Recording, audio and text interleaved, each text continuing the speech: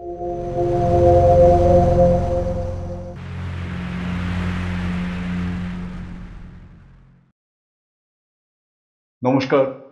গল্প বৈঠকির গল্পের আসরে নিয়মিত শুনবেন বাংলা সাহিত্য ও বিশ্ব সাহিত্যের নানা স্বাদের জানা অজানা গল্পের অডিও ভার্সন। বাংলা গল্প শুনুন, ভালো লাগলে গল্প বৈঠকিকে লাইক করুন, শেয়ার করুন এবং সাবস্ক্রাইব ও কমেন্টস করে আমাদের পাশে থাকুন। আজকের গল্প স্টোনম্যান, তৃতীয় পর্ব। লিখেছেন সৈয়দ মুস্তাফা সিরাজ। রহস্য কাহিনীর নায়ক হিসাবে কর্নেল নীলাদ্রি সরকার বাংলা সাহিত্যে তার অনবদ্য সৃষ্টি। কবি নীরেন্দ্রনাথ চক্রবর্তীর অনুরোধে তিনি কিশোরদের জন্য কালজয়ী কর্নেল সিরিজ লেখা শুরু করেন। আজকের গল্পটি আমরা নিয়েছি দেজ পাবলিশিং এর কিশোর কর্নেল সমগ্র অষ্টম খণ্ড থেকে। শুরু হচ্ছে আজকের গল্প স্টোনম্যান, তৃতীয় পর্ব। যে কোনো খুনের ঘটনায় পুলিশের কিছু ধরাবাঁধা ছক আছে, যেগুলি আইনের সূত্র ধরে তৈরি। পুলিশ দলটির সঙ্গে একজন ডাক্তার, একজন ফটোগ্রাফার ছিলেন। ডাক্তার বাঙালি, নাম রণধীর অধিকারী। সুপর্ণের বডি পরীক্ষা করে তাকে মৃত ঘোষণা করলেন তিনি। ফটোগ্রাফার সুরেন্দ্র সিং নানা অ্যাঙ্গেলে কয়েকটি ছবি তুললেন ক্যামেরায়। সেই ফাঁকে কর্নেলও ছবি তুললেন। পুলিশ ইন্সপেক্টর হরিশ পাণ্ডে চটপটে মানুষ। বেলা পড়ে এসেছিল। অ্যাম্বুলেন্সের সঙ্গে দুজন ডোম এসেছিল। তাদের বডি উঠিয়ে নিয়ে যেতে হুকুম দিলেন। বললেন, বডি রেখে এসে এই পাথরটাও নিয়ে যাও। চন্দ্রকান্ত, রাতুল, কিংসুক, দীপিতা, বিনিতা পুলিশের সঙ্গে রাস্তা থেকে আবার ঘটনাস্থলে এসেছিল। হরিশ পাণ্ডে পুলিশি হাসি হেসে বললেন, রায় সাহেব, এদের স্টেটমেন্ট নিতে হবে। সেটা এখানে সম্ভব নয়, থানায় যেতে হবে। চন্দ্রকান্ত গম্ভীর মুখে বললেন, হ্যাঁ, চলো সব। কর্নেল সরকার, আপনি কি আমাদের গাড়িতে আসবেন? কর্নেল একটু হেসে বললেন, জায়গা হবে না মিস্টার রায়, আমি একা দুজনের জায়গা নেব। মিস্টার পাণ্ডে বললেন, কর্নেল সরকার আমার জিপে যাবেন, আপনারা চলুন। থ্যাঙ্কস মিস্টার পাণ্ডে, কর্নেল বললেন। ধারিয়া ফলসের ধারে দাঁড়িয়ে সূর্যাস্ত না দেখে আমি যাচ্ছি না, আপনারা চলুন। রোমেনা বলল, আমি কর্নেল সাহেবের সঙ্গে গেলে আপত্তি আছে মিস্টার পাণ্ডে? চন্দ্রকান্ত বললেন, তোমার থাকার কি কোনো বিশেষ কারণ আছে রুমু? কর্নেল সাহেবের সঙ্গে আমার কিছু কথা আছে। চন্দ্রকান্ত বিরক্ত হয়ে বললেন, কথা পরে বললেও চলবে, থানায় যাওয়াটা আগে দরকার। রাতুল বলল, she is mad. Shut up. Romena প্রায় চেঁচিয়ে উঠল। দীপিতা এসে ওর হাত ধরল। প্লিজ রোমু, মাথা ঠান্ডা রাখো, সিন ক্রিয়েট করো না। মিস্টার পাণ্ডে বাঁকা হেসে বললেন, আপনারা সবাই আন্ডার সাসপিশন। রায় সাহেব, প্লিজ এদের একটু বুঝিয়ে দিন, আইনত আমাকে যা করার করতেই হবে। চন্দ্রকান্ত তাড়া দিলেন, চলো সব। রোমেনা গো ধরে বসলো। আমাকে অ্যারেস্ট করে নিয়ে চলুন তাহলে, বাই ফোর্স। কিন্তু আমি বলছি, থানায় নিশ্চয়ই যাব, যা বলার বলবো। এখন কর্নেল সাহেবের সঙ্গে আগে কিছু কথা বলা আমার খুবই দরকার। Please understand it mister Pandey. কর্নেলের দিকে তাকালেন হরিশ পাণ্ডে। কর্নেল আসতে বললেন, আমি রোমেনার সিওরিটি মিস্টার পাণ্ডে, আমি ওকে থানায় নিয়ে যাব, যদি আমার উপর আপনার আস্থা থাকে। মিস্টার পাণ্ডে হাসলেন, দ্যাটস ওকে কর্নেল সরকার।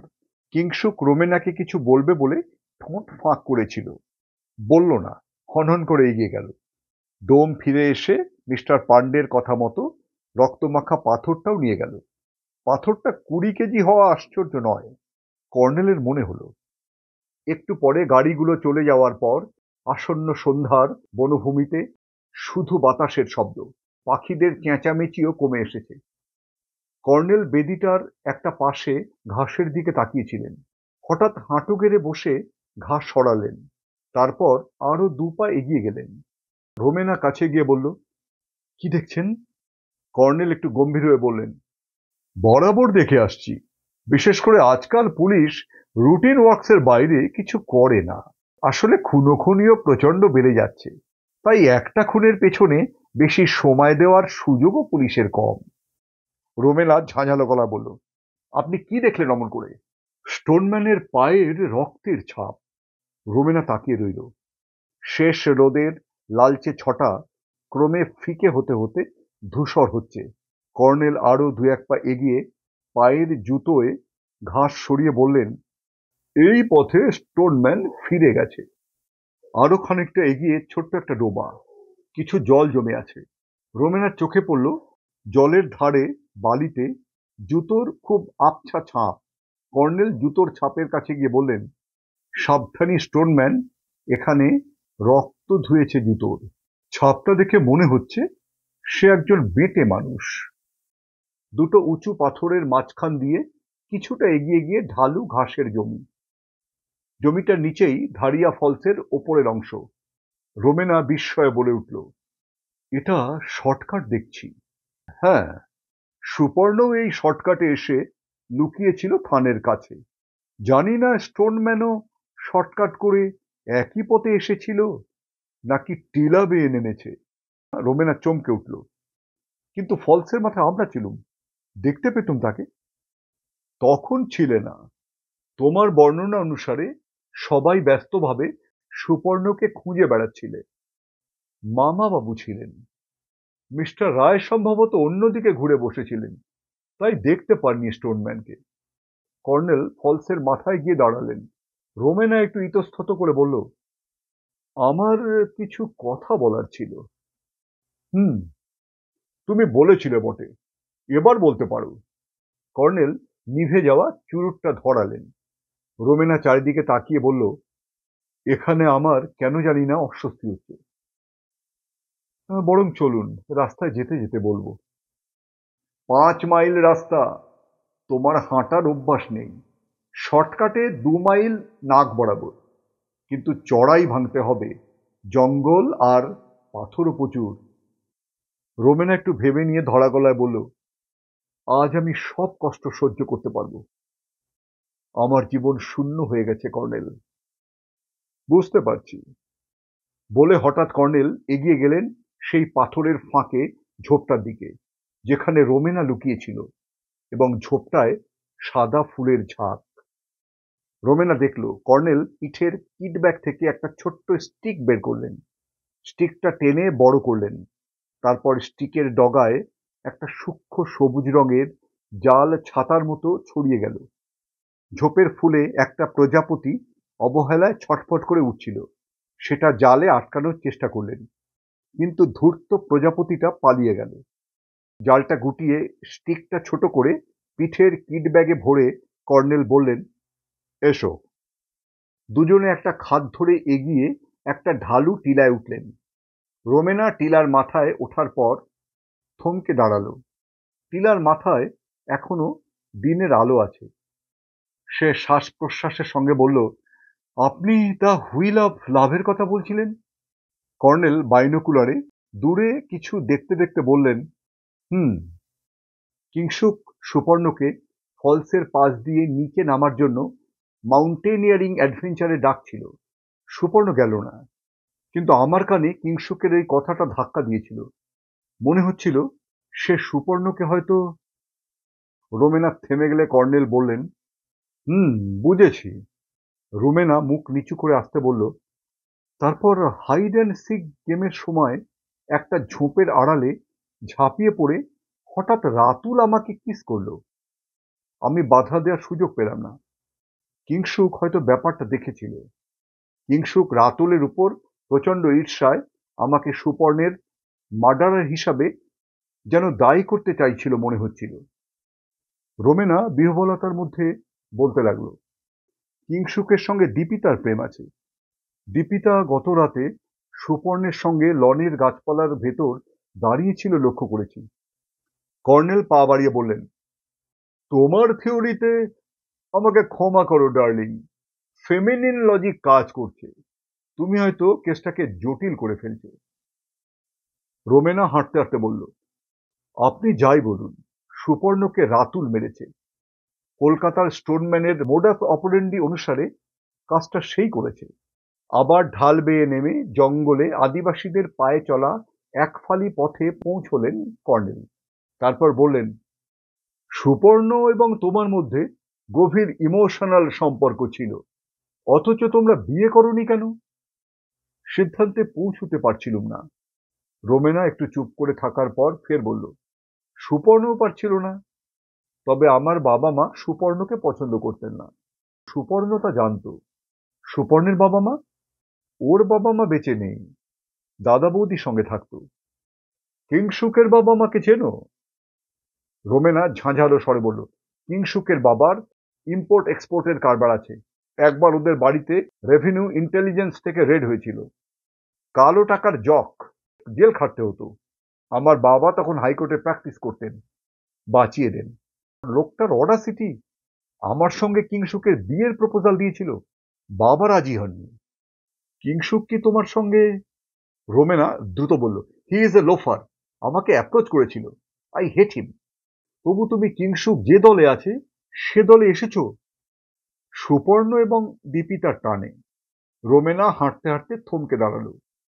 আপনাকে বলা হয়নি, কিংসুকের সঙ্গে দীপিতার বিয়ের কথা হয়েছে। দীপিতার বাবা স্কুল টিচার। প্রপোজাল পেয়ে মরতে গেছে। কিংসুক ও দীপিতার মধ্যে ইমোশনাল সম্পর্ক আছে? একটু পরে রোমেনা বলল, আছে মানে ছিল। এখানে এসে লক্ষ্য করছি কিংসুক ওর ছোট বোন বিনিতার সঙ্গে ভাব জমাতে চাইছে। এদিকে দীপিতা সুপর্ণের সঙ্গে। গত রাতের কথা তো বলেছি আপনাকে। এতক্ষণে টর্চ জ্বালতে হলো। আবার একটা চড়াই। কর্নেল জিজ্ঞাসা করলেন, তোমার হাঁটতে কষ্ট হচ্ছে না তো? রোমেনা বলল, না। 20 মিনিট চড়াই ভেঙে উতরাই শুরু হলো। উতরাইয়ের শেষে পিচের রাস্তা, কিছু দোকানপাট। সেখানে একটা সাইকেল রিক্সা নিলেন কর্নেল। ল্যাক রিসার্চ সেন্টার গেস্ট হাউসে পৌঁছে বললেন, কফি খেয়ে একটু বিশ্রাম করা যাক, তারপর তোমাকে থানায় পৌঁছে দেব। রোমেনা লনে হাঁটতে হাঁটতে দ্বিধা জড়ানো গলায় বলল, থানায় যেতেই হবে আমাকে? হ্যাঁ ডার্লিং, তোমার স্টেটমেন্ট পুলিশ নেবে, আমি কথা দিয়েছি। রোমেনা আসতে বলল, আমি স্ট্রেট কাট বলবো, কিংসুক মার্ডার করেছে সুপর্ণকে। কিন্তু তুমি দেখোনি। দেখিনি, but I suspect he is the killer. না রোমেনা, যা যা ঘটেছে, মানে যা যা দেখেছো, তাই বলবে পুলিশকে। তোমার কি ধারণা বা সন্দেহ তা বলবে না, তাতে পুলিশ বিভ্রান্ত হবে। রোমেনা চুপ করে থাকলো। গেস্ট হাউসের দোতলায় নিজের রুমে ঢুকে কর্নেল কিট ব্যাগ, ক্যামেরা ও বাইনোকুলার রাখলেন। বোতাম টিপে বেয়ারাকে ডেকে ক্যান্টিন থেকে কফি আর কিছু স্ন্যাক্স আনতে বললেন। তারপর রোমেনাকে বললেন, বাথরুমে যাও, মুখে হাতে জল দিয়ে এসো, পা ধুয়ে ফেলো, ক্লান্তি চলে যাবে। রোমেনা বাধ্য মেয়ের মতো কথা শুনল। তাকে এবার একটু ফ্রেশ দেখাচ্ছিল। কফি আর স্ন্যাক্স দিয়ে গেল বেয়ারা।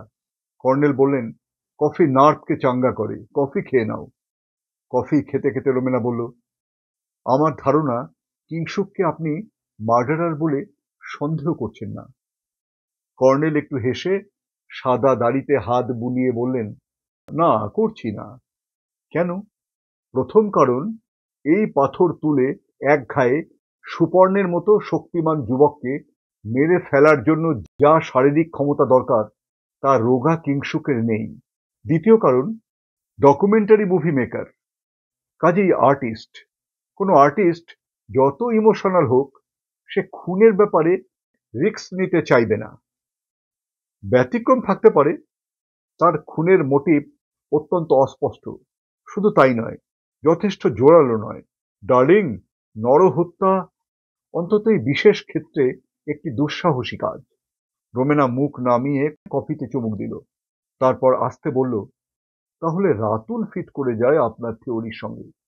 হি kissed me suddenly. I was so much shocked, I couldn't resist him. আমি হতভম্ব হয়েছিলাম, বাধা দিতে পারিনি।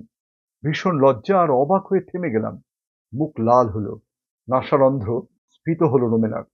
কর্নেল প্রায় অট্টহাসি হাসলেন।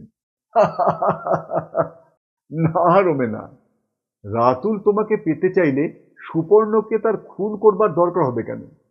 তুমি তো ইমোশনাল অ্যাটাচমেন্ট পেয়ে বাধা দাওনি, চুপ করেছিলে। সে এ থেকে ভেবেছে তোমার সম্মতি আছে। কাজেই সে যত দুঃসাহসী বা গোয়ার হোক, কিংবা সুপর্ণকে প্রতিদ্বন্দ্বী মনে করুক, তাকে তার খুন করবার প্রয়োজন হবে কেন? রোমেনা ভাঙা গলায় বলল, তাহলে কে মারলো সুপর্ণকে? আমি ঘটনাস্থল থেকে এবং তোমার মুখে শুনে জাস্ট একটা থিওরি গড়ে তুলেছি। সেটা আপাতত মডাস অপারেন্ডি সংক্রান্ত। খুনির চেহারা এখনো তাতে অস্পষ্ট। আমাকে স্ট্রং মোটিভ খুঁজে বার করতে হবে আগে। কর্নেল কফিতে চুমুক দিয়ে বললেন, সাইকিক খুনের প্রশ্ন উঠছে না, কারণ এই এলাকায় তেমন কোনো খুন খারাপই ঘটেনি। খুনের প্রধানত দুটো উদ্দেশ্য থাকে, ব্যক্তিগত লাভ এবং প্রতিহিংসা চরিতার্থ। আরেক ধরনের খুন আছে, দৈবাৎ অপঘাতে মৃত্যু। ধরো তুমি রাগের বশে কাউকে আঘাত করলে, সে মারা পড়ল, একে বলে ম্যানস্লটার। আবার এমনও হতে পারে তোমার একটা অসতর্ক কাজের ফলে কেউ মারা পড়ল। কর্নেল কফি শেষ করে চুরুট ধরিয়ে উঠে দাঁড়ালেন। চলো, থানায় ওরা আমাদের জন্য অপেক্ষা করছেন। সাইকেল রিকশায় থানার দিকে যেতে যেতে রোমেনা বলল, আমাদের সবাইকে পুলিশ অ্যারেস্ট করবে না তো? কর্নেল বললেন, দ্যাট ডিপেন্ডস। পুলিশ নিজের পদ্ধতিতে কাজ করে। মামা বাবুকেও কি অ্যারেস্ট করবে? সে পুলিশের ইচ্ছে, তবে উনি এলাকার প্রভাবশালী মানুষ। কর্নেল রোমেনার দিকে ঘুরলেন। কেন একথা জিজ্ঞাসা করছো? রোমেনা আসতে বলল, এমনি। ওর সঙ্গে তোমার আগে পরিচয় ছিল? না, এই প্রথম দীপিতার সঙ্গে এসে পরিচয় হলো। জলি মানুষ, শীঘ্রই আপন করে নিতে পারেন। তাছাড়া মডার্ন মাইন্ডেড। হ্যাঁ, চন্দ্রকান্ত রায় চমৎকার মানুষ, একসময় নাম করা শিকারী ছিলেন। বাই দা বাই, সুপর্ণের সঙ্গে ওর পরিচয় ছিল? না, থাকলে আমি জানতে পারতুম। থানায় পৌঁছলে পুলিশ ইন্সপেক্টর হরিশ পান্ডে সহাস্যে বললেন, সরি কর্নেল সরকার, আপনি এ কেসে কোনো রহস্য খুঁজতে গেলে ব্যর্থ হবেন। আইবি থেকে ইনফরমেশন আছে, ধারিয়া এলাকায় আদিবাসীরা আউটসাইডারদের বরদাস্ত করছে না। বিশেষ করে ওদের সম্প্রতি একটা গোপন মিটিংও হয়েছে। ধারিয়া ফলসের কাছে ওদের দেবতার থানে কোনো নন ট্রাইবালকে পেলেই ওরা বলি দেবে। অফকোর্স মিস চৌধুরী, আপনার স্টেটমেন্ট ফর্মালি নেব।